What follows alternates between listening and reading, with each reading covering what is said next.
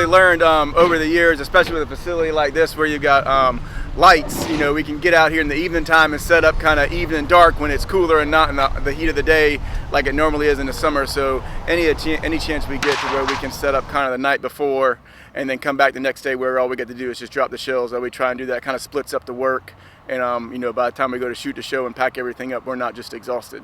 So it's a lot of prep work beforehand. So we get the show details on what the city orders from the manufacturer, and we load up the different racks we need to put all the shells into. And so what we try and do, we come out here and set up all the racks, and then we drop all the shells in there, and we try and make sure as we're dropping the shells in there that we go through a different assortment of colors so you don't have the same colors every time the show goes up. And then also with your show today, you've got 2.5 inch, 3 inch, and 4 inch shells.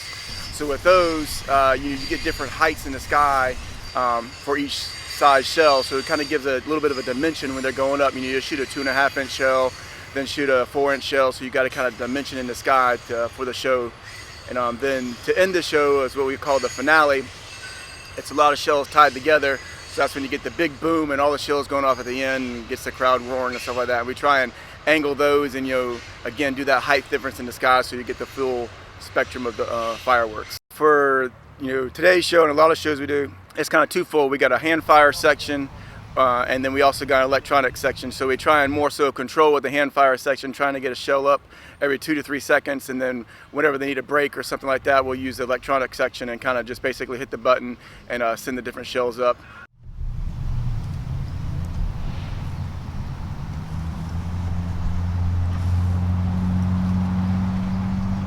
Then kind of the second step of that is with bringing the fireworks to a show.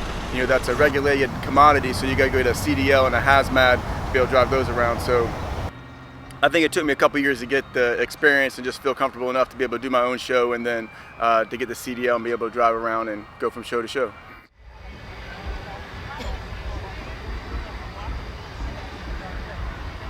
So, you know, they're going to expect a great show. You know, going to be right about 15 minutes with the finale going off, you know, at the end of that music string you guys got, and just looking forward to it.